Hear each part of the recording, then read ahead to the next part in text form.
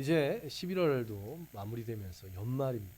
해마다 연말이 되면 목사님들이 서로를 향해서 이렇게 이야기를 경황이 없지 않냐고, 힘든데 바쁜데 힘내시고, 연말인데 정신없지 않냐고 이렇게 이야기를 왜 그럴까요? 연말이고 행사도 많고 예배도 많아서 그럴까요? 물론 그런 목사님들도 계십니다. 대형 교회라든지 아니면 교단에서 임원으로 섬기시는 분들, 또 교계의 여러 단체들을 섬기고 계신 분들은 아마 그러실 것입니다. 그런데 목회자들 전체 숫자에 비하면 그런 분들은 아주 소수에 불과할 것입니다. 물론 연말에 예배가 많긴 합니다. 주일 예배고 추수감사절이 끝나면 또 한 달 만에 성탄 감사 예배가 있습니다. 성탄 감사 예배 끝나자마자 또 송구영신 예배가 있죠. 요즘은 드리는 교회가 그렇게 많지 않은데 예전에는 신년 감사 예배도 있었습니다. 1월 1일에도 예배가 있었는데요. 그래서 예전 기억을 떠올리다 보면 송구영신 예배 끝나고 겨우 잠들었는데 급하게 일어나서 또 신년 감사 예배를 준비했던 그런 기억들이 있습니다. 그런데 한국 교회는 원래 예배가 많습니다. 주일 예배는 물론이고 새벽 예배, 수요, 금요 기도회, 또 장례, 결혼, 이사, 개업 등 여러 예배들이 있습니다. 그렇게 예배가 많다고 해서 갑자기 격려하고 또 위로하는 그런 일들은 없을 것입니다. 그렇다면 왜 목사님들이 연말에 서로 바쁘지 않냐고, 서로 힘내라고 위로를 할까요? 그것은 바로 내년을 준비하는 것 때문에 그렇습니다. 그리고 그 내년을 준비하는 것 가운데 가장 중요한 것이 무엇일까요? 바로 사람을 세우는 것. 사람을 세우는 것입니다. 교회 안에 있는 여러 직임을 감당할 직분자들을 세우는 것. 그것입니다. 세상에는 인사가 만사다라는 말이 있습니다. 사람을 적재적소에 잘 세워놓기만 하면 모든 일이 잘 풀려나간다는 그런 말이죠. 그런데 교회에서는 여기보다 한 걸음 더 나아가서 인사가 처음이자 마지막이다. 성경적으로 말하면 알파요 오메가다. 그럴 수 있습니다. 자신이 맡게 된 것에 사명감을 가지고 헌신적으로 섬기게 된다면 그것보다 아름다운 것이 어디에 있겠습니까? 그러기 위해서 가장 중요한 것이 무엇일까요? 바로 오늘 제목인 하나님의 부르심, 하나님의 부르심. 부르심, 소명, 콜링이라고 불리우는 이것들. 보통은 이것을 누구에게만 해당된다고 여러분은 생각하십니까? 보통은 목회자들에게만 해당된다고 생각합니다. 그러나 그렇지 않습니다. 종교개혁자 잔 칼뱅은 직업, 이것도 하나님의 부르심이라고 말했습니다. 우리가 무슨 직장을 갖고 있든지 어떤 일을 하든지 하나님이 그곳에서 우리를 부르셨다는 겁니다. 학생이라면 학생으로, 또 직장인이면 직장인으로, 사업가라면 사업가로, 내가 전문 의료인이면 의료인으로, 음악가면 체육인이면 체육인으로 그렇게 하나님이 부르셨다는 것입니다.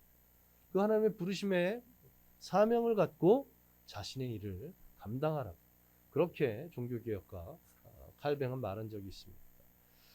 이와 비슷하게 교회에서도 그렇습니다. 교회에서 여러 사역에도 하나님의 부르심, 소명이 있을 때 사명을 온전히 감당할 수 있습니다. 여러분들 떠올려 보시면 교회 학교에서 또 성가대에서 찬양대에서 교회를 섬기는 여러 분야에서 수년 혹은 수십 년간 동일한 사명을 감당하고 계신 분들이 계십니다. 그분들이 어떻게 그럴 수 있었을까요? 함께하는 사람들이 좋아서? 물론 그런 부분들도 있겠지만 하나님 주신 사명이라고 생각했기에, 하나님의 부르심, 소명으로 받아들였기에 그럴 수 있었던 것입니다. 이제 오늘 본문을 통해서 하나님의 부르심을 경험하는 저와 여러분 되시길 바랍니다. 또 이미 부르심을 경험했다면 다시 한번 죄악인함을 통해서 주님 다시 오실 그날까지 귀하게 쓰임받는 저와 여러분들 되시기를 간절히 소망합니다. 이제 오늘 본문인 예레미야서 1장을 한번 펼치시기 바랍니다. 이 예레미야서 1장에는 예레미야를 향한 하나님의 부르심에 대한 기록이 있습니다. 이 예레미야는 유다왕 요시야왕 13년에 20세의 나이로 하나님의 부르심을 받고는 40년 동안 더 선지자로 사명을 감당했습니다. 이 선지자 예레미야가 사명을 감당하게 될 때 이때의 나라의 상황은 영적으로는 완전히 타락해 있는 우상 숭배가 만연한 그런 상황이었습니다. 요시야 왕이라는 선한 왕이 있었지만 종교 개혁을 했었음에도 불구하고 나라는 점점 영적으로 타락하는 그런 상황이었다는 것입니다. 거기에 더해서 도덕적으로도 부패해서 정의가 사라진 것 같은 그런 사회상이었습니다. 하나님께서 택한 백성들이었습니다. 그러하기에 하나님께서는 수백 년 동안 여러 선지자들을 통해서 말씀하셨습니다. 변화되어야 된다. 회개하라. 우상을 섬기지 말라고. 그러나 이 하나님의 백성들은 어떻게 했습니까? 그런 선지자들을 조롱하고 비난했습니다. 때로는 핍박하고 심지어 죽이기까지 했었습니다. 그래서 결국 하나님의 심판을 면할 수 없는 그런 상황에까지 처하게 된 것입니다. 예레미야는 자기가 섬겼던 족이 멸망할 것을 알고 있었습니다. 그래서 백성들에게 눈물로 호소합니다. 눈물로 하나님의 말씀을 전합니다. 그래서 예레미야 선지자를 눈물의 선지자라고 말을 하고 있습니다. 오늘 예레미야 선지자가 하나님의 부르심을 받게 된 그 부르심을 통해서 저와 여러분에게도 예레미야 선지자 같은 동일한 은혜가 있기를 간절히 소망합니다. 오늘 본문 1절, 4절, 5절을 한번 보시기 바랍니다. 오늘 본문 4절과 5절을 보시면 여호와의 말씀이 예레미야에 임해서 예레미야를 선지자로 쓰시겠다고 말씀하고 있습니다. 자, 3절, 5절 말씀을 보면 예레미야를 부르시는데 세 가지 말씀하고 계십니다. 먼저 그를 알고 계셨다. 그리고 그를 성별하셨다. 성별한다는 건 무엇입니까? 구별하여 따로 세우셨다. 그리고 세 번째는 그를 선지자로 하나님께서 세우셨다고 이렇게 말씀하고 계십니다. 여기서 핵심이 바로 무엇이냐면 알다. 하나님께서 아셨다. 태어나기 전서부터. 여기서 알다라는 것은 무엇이냐면 학생부 예배 때도 다시 한번 자세히 언급하겠지만 이 히브리어로 야다라는 것이 안다라는 표현인데 이것은 체험적으로 아는 겁니다. 체험적으로 아는. 부부 사이에 안다 라고 할 때 부부들은 어떻습니까? 육체적인 관계를 맺지 않습니까? 그런 것을 말할 때 바로 이 야다라는 단어를 쓰는데요. 자, 하나님께서는 예레미야의 모든 것을 이미 아셨다는 겁니다. 그것도 직접 만나서 함께 대화를 나눠보고 또 싸워도 보고 화해도 하고 웃기도 하고 울기도 한 것처럼 말입니다. 예레미야를 부르실 때에 예레미야의 모든 것을 알고 그를 택하셨다는 것입니다. 마찬가지로 하나님께서는 우리를 부르실 때에 우리의 모든 것을 아시고 부르신다는 것, 그것을 잊지 마시기 바랍니다. 우리의 연약함도, 우리의 부족함도, 우리의 생각도, 우리의 말과 행동 모두를 말입니다. 성경은 말씀하고 계십니다. 나를 아시는 주님, 그 주님이 나를 아시고 부르셨습니다. 그런데 그 부르심에 대답하는 우리는 어떻습니까? 우리 입에서 나오는 말들은 주여 우리는 연약합니다. 부족합니다. 하나님 부르셨음에도 불구하고 이사야 선지자처럼 내가 여기 있나이다 나를 보내소서라고 말할 그런 용기도 없는 것이 우리의 모습일지도 모르겠습니다. 이것은 예레미야 선지자도 우리와 비슷했던가 봅니다. 이 하나님의 부르심에 예레미야 선지자가 어떻게 대답합니까? 6절을 보시기 바랍니다. 내가 이르되 슬프도소이다. 주 여호와여 보소서 나는 아이라 말할 줄을 알지 못하나이다. 무슨 말입니까? 나는 아직 나이도 어리고 인생의 경험도 많지 않고 배울 것이 많고 나는 여러 면으로 부족한 사람이기에 나는 아직 선지자로는 부족한 것 같습니다. 이렇게 대답하고 있는 것입니다. 제가 전에 섬기던 교회들을 보면 연말이 되어서 다음에 섬길 분들에게 직임을 맡아달라고 물어보면 대부분의 성도님들이 어떻게 하냐면 이 예레미야로 변신하십니다. 나는 부족하다. 나는 연약하다. 나는 준비가 되어 있지 않다고. 더 기도하고 후년에나 섬기겠다고 내년에 다시 한번 물어봐 달라고. 그렇게 이야기하는데요. 우리 교회는 이런 분들이 없기를 간절히 소망합니다. 하나님께서 부르실 때는 어떻게 부르신다고요? 모든 것을 다 하시고 우리의 연약한 부족함까지도 다 하시고 부르신다. 제가 어느 수요예배 때도 말씀드렸던 것처럼 하나님께서는 우리의 연약함 때문에 우리를 쓰지 않으시는 것이 아니라 우리가 연약한 줄 아심에도 불구하고 그 연약함 가운데 있는 작은 긍정적인 것, 하나님이 주신 달란트, 재능, 그것을 가지고 우리를 쓰시고 우리를 부르신다는 것입니다. 나보다 나를 더 잘하시는 주님께서 우리를 부르셨다면 아멘 하고 믿음으로 순종하는 저와 여러분들 되시기를 간절히 소망합니다. 그리고 하나님께서 우리를 쓰시는 이유는 무엇입니까? 말씀드렸던 것처럼 우리 안에 주님께서 주신 귀한 것들이 있기 때문에 그렇습니다. 하나님께서 예레미야를 어떻게 쓰시겠다고 말씀하십니까? 7절을 보시기 바랍니다. 하나님께서 말씀하십니다. 너는 더 이상 아이라고 말하지 말라고. 내가 너와 함께 할 것이라고. 내가 너의 입에 말을 넣어줄 터이니 너는 가서 전하기만. 너는 가라면 가고 전하라는 말을 전하기만 하면 된다고. 이렇게 말씀하십니다. 하나님께서는 우리를 부르셔서 맡기실 때에, 사명을 맡기실 때 불가능한 것을 가능케 하라고 말씀하지 않으십니다. 하나님께서 우리에게 원하시는 것은 무엇입니까? 지금 예레미야에게 원하시는 것은 무엇이에요? 단 한 가지. 하나님 말씀에 순종하는 것. 가라고 할 때 그곳으로 가고 누군가에게 말하라고 할 때 그에게 말하는 것. 바로 그것입니다. 주님께서 우리에게 원하시는 것, 주님 내가 여기 있사오니 나를 사용하여 주시옵소서. 이렇게 주님 부르심에 순종하는 것을 원하신다는 것입니다. 그리고 우리는 연약하고 부족할지라도 그 연약하고 부족한 가운데서 주님께서 우리를 쓰실 때 놀라운 일들이 일어날 줄로 믿습니다. 하나님께서 연약한 자를 들어서 강한 자를 부끄럽게 하실 줄로 믿습니다. 하나님께서 어리석은 자를 들어서 지혜 있는 자를 부끄럽게 만드시는 분이심을 믿습니다. 한 선교사님의 소개하며 오늘 말씀을 마무리하려고 하는데요. 김혜영 선교사님이라는 분입니다. 저보다 연배가 좀 있으신 분이신데요.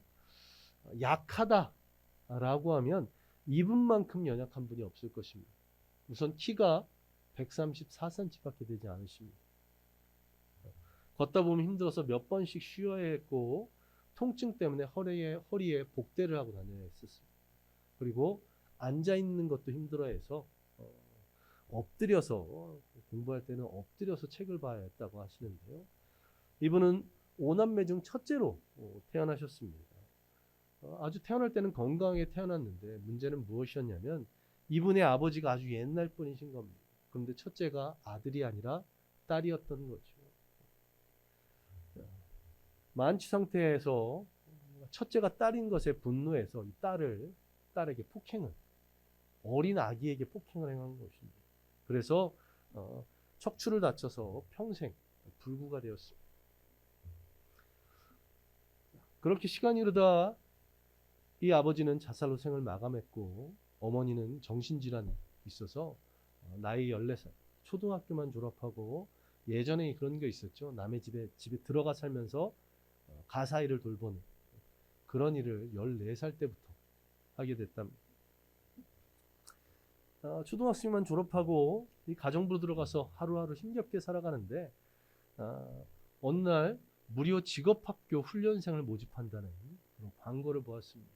가정부로 평생 사는 것보다는 기술을 배우는 것이 자신의 미래를 위해서 조금 더 낫겠다는 그런 생각을 해서 이 학교를 들어갑니다.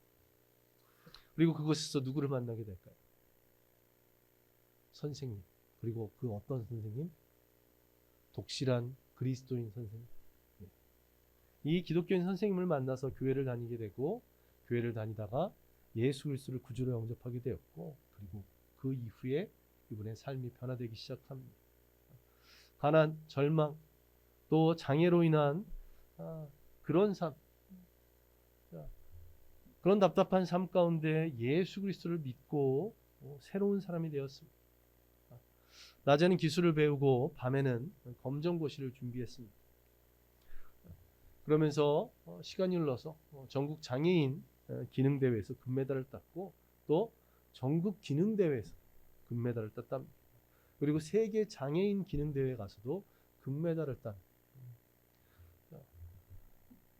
이분이 이렇게 낮에는 기술을 배우고 저녁에는 낮에는 일을 하고 저녁에는 기술을 배우고 또 공부까지 하면서 그러다가 과로로 쓰러졌다는데 병원에 입원해서 누워 있다가 주님의 음성을 듣게 됩니다.